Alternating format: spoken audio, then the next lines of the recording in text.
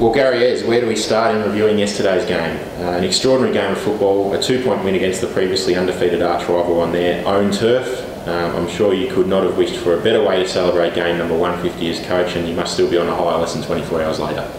Yeah, well, that's true, and look, you certainly got to go back to the preparation during the week, I think, Sam, how you actually approach your meetings, how you approach your training, what we do at the selection table, what we do for match-ups, and the guys really attack the week with a fair degree of positivity, and I'd like to think that's always led by the way the coaches are, and of course we can certainly feel the loss against Werribee pretty deeply, but we know we've got to bounce back, get back on the horse fairly quickly, which is what we've got to try and do as a club, as a group, as a team, and the guys did that, and in what was truly remarkable really conditions, the way the wind was, probably a 9-goal breeze was blowing that way in the first quarter, which we took advantage of. We allowed them to kick 2 goals into it, which was a bit of a blight on our defensive abilities, but then in the second quarter, yeah, who would have thought we couldn't score and they kicked 9 goals 6, so it was a game that was certainly contrasting by whichever team defended well,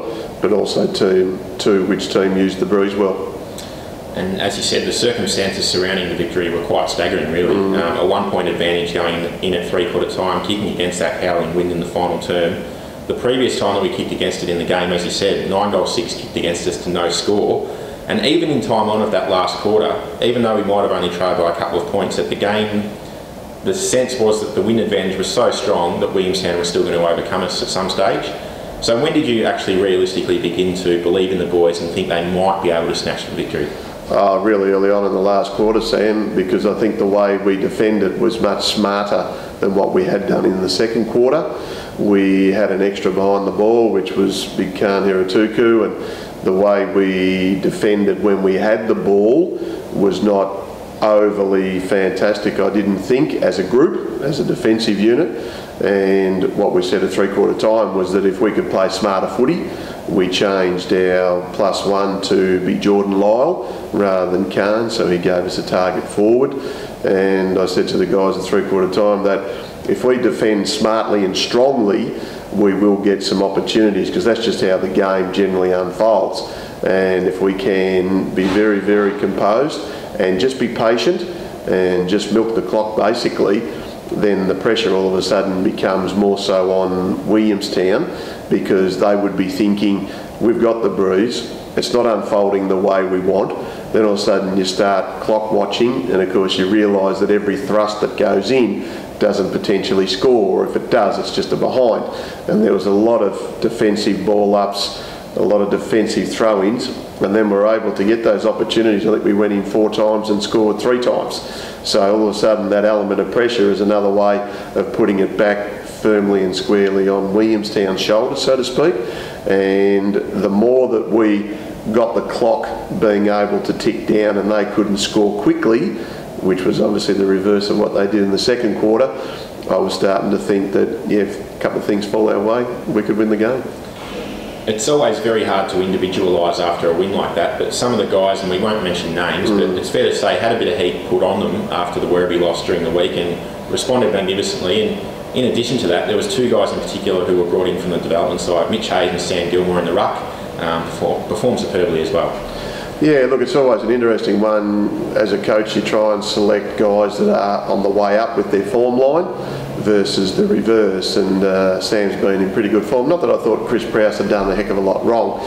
He was competing very, very manfully against some obviously ready-made AFL top liners in Warnock and also Tu Curry for that matter. And of course with Mitchy Hayes, he had a really good 4 weeks of practice games, which gave him the confidence, I think, to know in his mind that he could compete at VFL senior level. So you bring those guys in knowing that they're in reasonable form, but there was also jobs that needed to be done, roles needed to be played, and I thought Sam O'Sullivan's job on Adam Marcon was really good, and he's been playing probably predominantly as a really attacking midfielder, but we needed him just to control that and do a job, which I'm sure he did.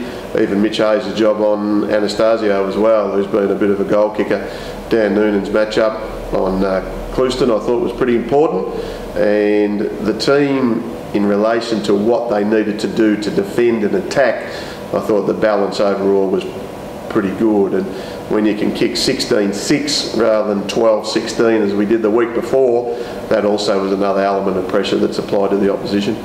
So what's the plan of attack for this week? Obviously recovery will probably be the main focus, coming off a 6-day break into our game against Casey.